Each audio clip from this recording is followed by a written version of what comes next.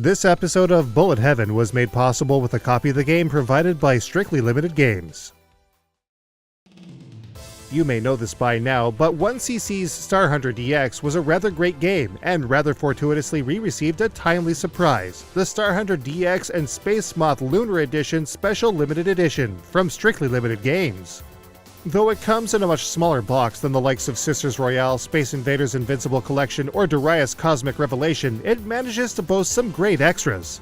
A 1cc Club pin badge, a double-sided poster, a CD soundtrack covering both games with this exquisite cover, and of course, the game itself. But the best inclusion by far has to be these incredible bubblegum cards, just like the kind you'd find packed with a crumbly piece of gum back in the 80s and 90s. Each has a great piece of art with an accompanying bit of lore, and maybe a hint or two, but they even feel the same as the old bubblegum cards with a semi-gloss art side and a matte reverse. Now that's detail. But how about that Space Moth Lunar Edition though, eh? We didn't feel especially great about Space Moth DX, but a number of changes seem to have been made to make this version quite a bit better. So in this episode of Bullet Heaven, we're diving into the updated Space Moth Lunar Edition for Nintendo Switch and PC.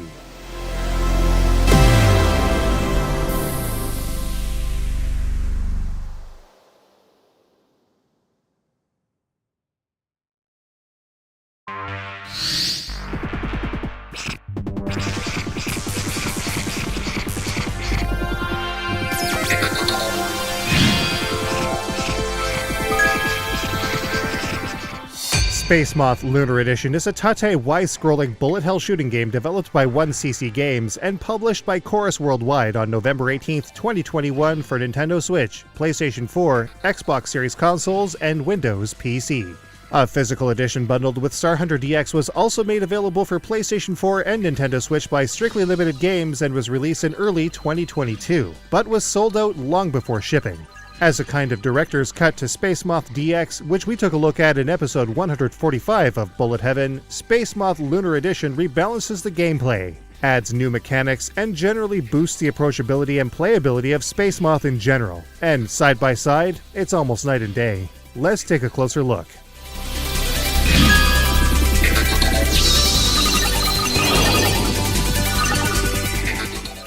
While at a glance things may seem more or less the same as the Space Moth DX we saw before, Lunar Edition has some twists that make it significantly better than its previous incarnation, starting with the ability to use the Space Moth or the Hawk DX1 straight off the hop. Both ships have dramatically different playstyles that give players interesting tactical advantages, as we'll soon see. But first, the basics. Space Moth Lunar Edition has typical Hard 8 control and a very small hitbox that displays on the player's chosen ship that allows players to sneak through tiny gaps between enemy bullets. In general, the movement rate is good, neither too fast nor too slow by default. Like before, standard cave rules apply here. Players have access to a rapid shot and a laser shot, with the laser shot reducing the player's rate of movement. Additionally, laser fire also gives the player an aura that can damage enemies and bosses in super close proximity. Unlike your typical cave title though, these attacks have dedicated buttons rather than the tap and hold functions we've seen in games like Dodonpachi or Espeluda. As always, players also have access to a limited bomber stock to clear the screen of bullets and enemies or to heavily damage bosses. But here's where things take an interesting turn for the better. As players impact enemies using their rapid shots, a circular field will grow around their ship. When this circle reaches a certain diameter, an audio cue will sound and it will change from a gray shaded area to a defined solid circle. At this point, players can either choose to grow it further, to a maximum size indicated when the circle flashes, or activate Skull Mode, which will nullify and transform enemy bullets into skulls while active. When Skull Mode is activated, the circle will shrink until its effect has concluded. The larger the circle, the longer Skull Mode will last, and the bigger these skulls will be. Collecting special hidden items revealed by using laser fire on twinkling points in each stage will also grow the circle significantly, as will collected bomb and 1-up items. With this in mind, players can carefully time collection of these items as they come to grips with each stage's enemy placement and flow for greater efficiency and better multipliers, which we'll discuss shortly. Skull Mode can also be maintained while it's active by collecting these items. Both the Space Moth and Hawk DX1 have unique Skull Modes, with the former moving in tandem with the player and the latter deploying a static Skull Mode field where the player has activated it. Both accommodate very different playstyles, though we prefer the Space Moth Skull Mode overall. Players can also cancel Skull Mode at any time. When it's all said and done, Skull Mode is an excellent way to get through tough enemy barrages and tough legs of any given stage. It can be a great tactical asset for boss encounters, especially since bombs are so limited throughout the game. However, a bomber is always a better emergency measure for survival, though it does have major drawbacks, which we'll discuss later. Despite the ever-present availability of Skull Mode, Space Moth Lunar Edition is still a fairly difficult game depending how it's played. Sure, enemies can be fairly easily dispatched with laser fire, but using rapid shots will soul drain larger foes, which will transform them into dark, neon-accented alternate versions with more intense fire. Soul drain is very important for scoring though, which again we'll discuss soon.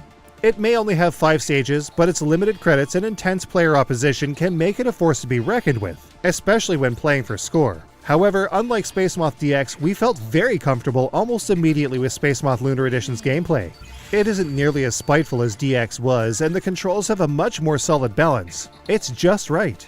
Of course, there's also a robust practice mode for players to really fine-tune and familiarize themselves with any reached stage. Some stage-specific achievements can even be obtained using this mode, which is quite handy. One thing we did notice though is the presence of input delay on the Switch version. This is becoming a troubling trend, and while we haven't gotten hands-on with the PlayStation 4 version, we can say that the PC version feels miles better. It's unfortunate, but that's just how the Switch cookie crumbles, it seems.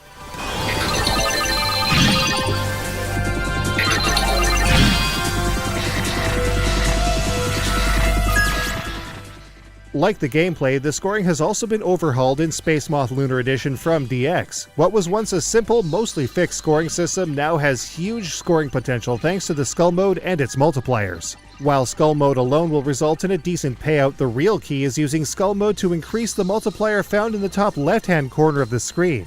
The bigger the skulls, the faster this multiplier will climb to a maximum of 24 times. This multiplier is applied in a couple of important ways. First off is soul drained enemies. Careful soul draining with rapid fire and kills with laser fire will result in bonus points just like in Space Moth DX. However, with a multiplier in play, this bonus can be made to be significantly bigger. Just look at these ultra high value mushrooms.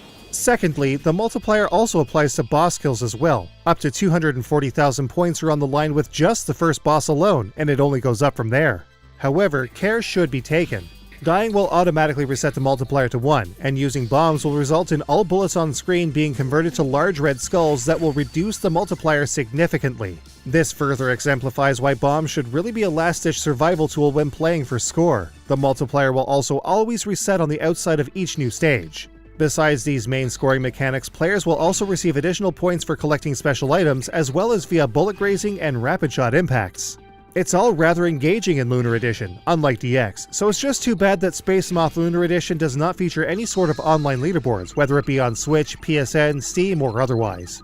Nabbing a screenie might be an alright way to go about sharing the player's exploits, but, as we've said a few times before now, modern shooters really should have some kind of competitive online leaderboard to really give those that do play for a high score the best value they can get from games such as these. Regardless, the scoring in Space Moth Lunar Edition makes it even more fun to us, and once you graduate from pure survival and switch to the scoring side of things, its hooks will very likely get into you and won't let go.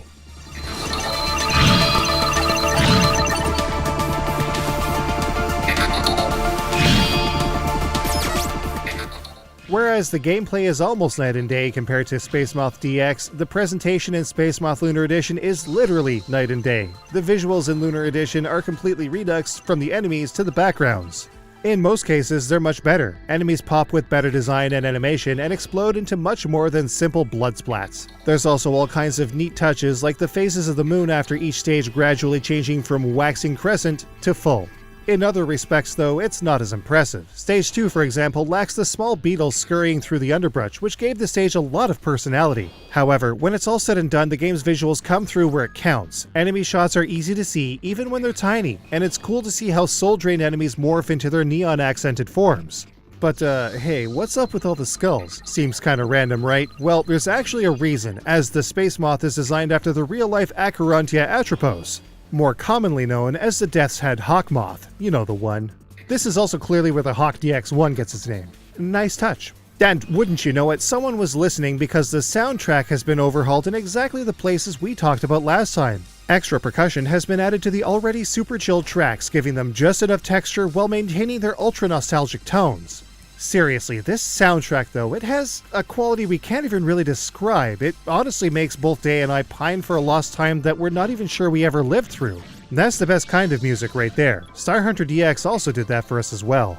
Simple menus, a straightforward tutorial, control and sound options, as well as video settings that include tate modes, scan lines, and wallpapers round out the presentation on Switch, with the Steam, Xbox, and PS4 versions sporting trophies and achievements where applicable. Good stuff. But how does Space Moth Lunar Edition stack up? Let's take a look.